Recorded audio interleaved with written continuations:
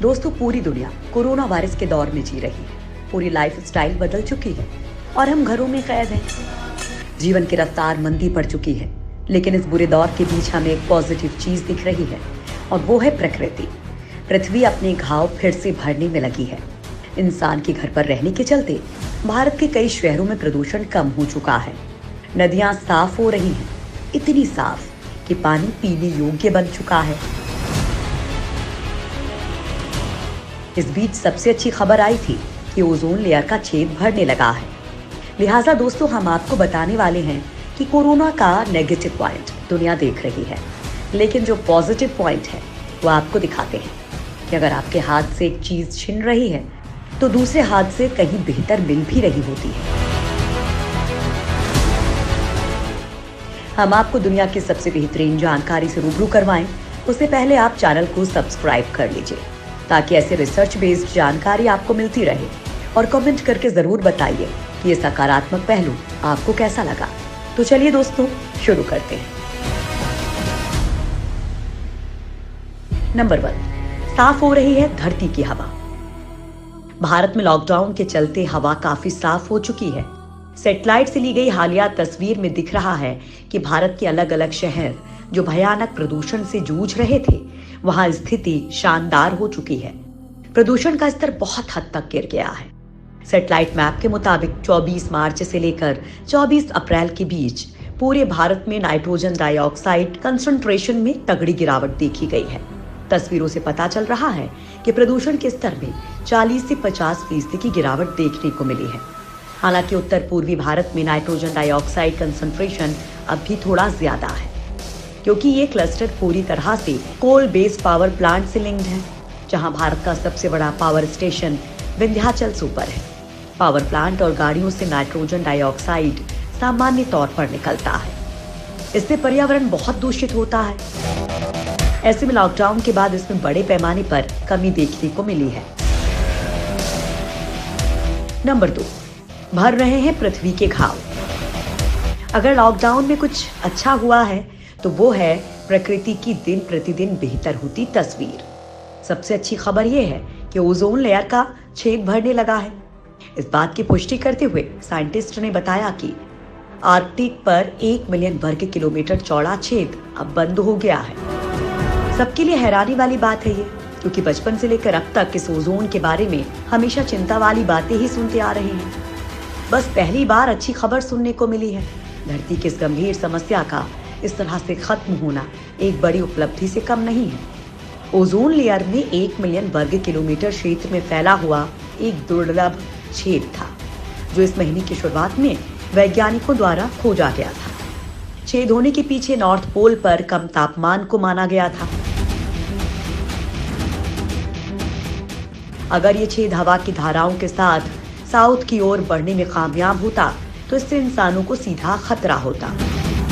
कोपरनिकन atmosphere observation service ने जानकारी दी है कि उत्तरी ध्रुव में आर्कटिक के ऊपर जो अप्रत्याशित रूप से ओजोन छेद बना था, वो पूरी तरह से बंद हो गया है। इस छेद ने पिछले महीने बहुत बड़ा आकार ले लिया था। वैज्ञानिकों को आशंका थी कि ये छेद दक्षिणी गोलार्ध तक जा सकता है, लेकिन ऐसा नहीं हुआ। वैज्ञानिकों का मानना है कि कोरोना संकट के समय इस घटना का होना महज संयोग है। वैज्ञानिकों का मानना है कि इस छेद के बंद होने की वजह समतापमंडल का गर्म होना है। अप्रैल महीने से उत्तरी ध्रुव का तापमान बढ़ना शुरू हो जाता है। इस कारण आर्कटिक के ऊपर की समतापमंडल परत भी गर्म होने लगी और ओजोन परत में ओजोन की मात्रा बढ़ने लगी, यानी वो छेद बंद हो गया। पृथ्वी के वायुमंडल में क्षोभ मंडल और समताप मंडल के बीच 15 से 30 किलोमीटर में ओजोन की बहुतायत होती है, जिसे ओजोन परत कहते हैं। ये सूर्य से आने वाली हानिकारक अल्ट्रावायलेट किरणों को रोक देती है। ओजोन परत में छेद का मतलब उस क्षेत्र में ओजोन की मात्रा बहुत ही कम हो जाना होता है। आमतौर पर ओजोन परत में छेद का मतलब अंटार्कटिका के ऊपर वाले छेद को माना जाता है, जो दशकों से बड़ा होता जा रहा है। उसके बड़े होने के पीछे की वजह वायु प्रदूषण माना जाता है। कई वैज्ञानिकों को लग रहा है कि अंटार्कटिका के ऊपर ओजोन छेद के आकार में हाल में आई कमी का जिम्मेदार कोरोना संकट भी है। कोरोना संकट के दौरान हुए लॉकडाउन के कारण औद्योगिक गतिविधियां बंद होने से कम हुए प्रदूषण की इसमें भूमिका रही है। शायद लोग अंटार्कटिक के ऊपर ओजोन छेद के बंद होने का भी यही कारण मान रहे हैं।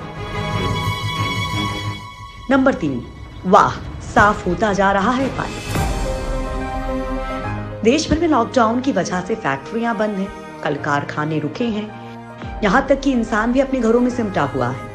ऐसे समय में हमारी हवाएं शुद्ध हो रही हैं, नदियां साफ हो रही हैं, प्रदूषण कम हो रहा है। इस मौके का फायदा उठा रहे हैं पशु, पक्षी और जानवर। रिसर्च रिपोर्ट्स के मुताबिक दक्षिण एशिया की नदियों में मुश्किल से देखी जाने वाली डॉल्फिन, जिसे गंगेटिक डॉल्फिन भी कहते हैं, वो कोलकाता के घाटों पर दिखाई पड़ी है। डॉल्फिन शुद्ध जल में ही दिखती है। ऐसे पिछले कुछ वर्षों से नदियों का जो हाल हुआ है, उससे वो वहां दिखना बंद हो गई थी। अब ये एक अच्छा संकेत है कि डॉल्फिन घाटों में दिखाई दे रही हैं। पर्यावरणविदों के लिए भी आश्चर्य का विषय बना हुआ है। करीब 30 साल पहले तक गंगेटिक डॉल्फिन कोलकाता के अलग अलग घाटों पर आसानी से दिखाई पड़ती थी, लेकिन जैसे जैसे जल प्रदूषण बढ़ता गया, ये दिखाई देनी बंद हो गई। नंबर 4, नदियों के लिए वरदान बना लॉकडाउन। लॉकडाउन के कारण प्रकृति को लगातार फायदा हो रहा है। गंगा, यमुना, नर्मदा जैसी नदियों के पानी की गुणवत्ता में सुधार की तगड़ी रिपोर्ट है। हरिद्वार और ऋषिकेश में पानी में घुले डिसॉल्व्ड सॉलिड की मात्रा में 500% की कमी आई है। लिहाजा गंगा का पानी कई साल बाद पीने लायक हो चुका है। तो वहीं मटमैली नदी में तब्दील हो चुकी यमुना और नर्मदा का पानी भी बिल्कुल क्लियर हो चुका है। चूंकि जहरीला औद्योगिक कचरा भारत में नदियों के प्रमुख प्रदूषकों में से एक है और फिलहाल सारे कारखाने बंद हैं, लिहाजा इसका सकारात्मक असर नदियों पर पड़ा है। नदियों के पानी में 60% से ज्यादा का सुधार देखा जा रहा है। नर्मदा नदी के पानी में तो अब पशु पक्षी आजाद घूम रहे हैं। फिलहाल नर्मदा का 10 फीट की गहराई तक का पानी साफ दिख रहा है। पारदर्शिता बढ़ चुकी है। नर्मदा के पानी का TDS पहले 126 मिलीग्राम प्रति लीटर मापा गया था, जो अब 70 तक पहुंच चुका है। आपको बता दें कि मिनरल वाटर का TDS 55 से 60 मिलीग्राम प्रति लीटर रहता है। नंबर 5, नासा ने बताया साफ हुआ देश का आसमान। नासा के एक सैटेलाइट ने पिछले 20 साल में उत्तरी भारत में सबसे कम एरोसोल स्तर मापा है और इसके पीछे सबसे मुख्य वजह मानवीय गतिविधियों का कम हो जाना है।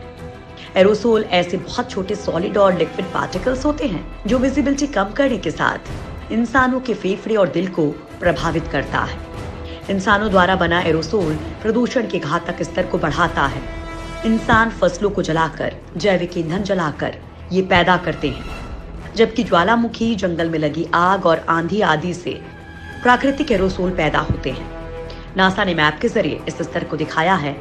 इसके लिए साल 2016 से 2020 के मार्च 31 से अप्रैल 5 तक की अवधि में तस्वीरें ली गई हैं। एरोसोल ऑप्टिकल डेप्थ के डेटा को नासा की टेरा सैटेलाइट के मॉडरेट रेजोल्यूशन इमेजिंग स्पेक्ट्रोरेडियोमीटर यानी कि मॉडीज द्वारा लिया गया है।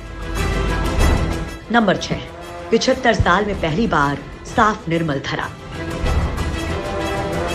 वर्ल्ड हेल्थ ऑर्गेनाइजेशन के अनुसार हर साल दुनिया में प्रदूषण के चलते 7 मिलियन लोगों की मौत होती है।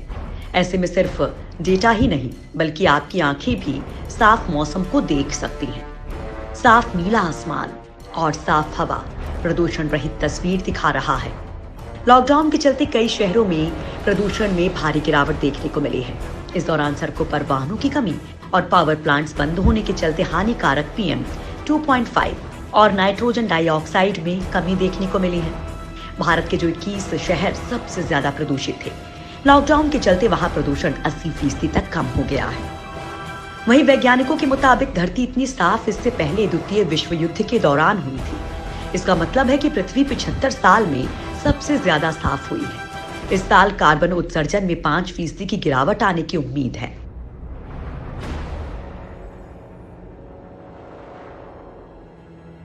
नंबर 7, मुंबई में दिखाई दिए हजारों फ्लैमिंगोस। लॉकडाउन का एक फायदा यह भी हुआ है कि सड़कों, शहरों में जानवर और पशु पक्षी आराम से घूम रहे हैं। फिर चाहे वो साउथ अफ्रीका में जंगल से बाहर आराम करते सोते शेर हों या फिर मुंबई के बीच के पास दिखाई दी गई डॉल्फिनों। जानवरों का इंसान का यूं घर पर रहना काफी पसंद आ रहा है। दिल खुश करने वाली ऐसी ही तस्वीर आई है मुंबई से, जहां कई सारे फ्लेमिंगोज यानी कि राजहंस दिखाई दिए हैं।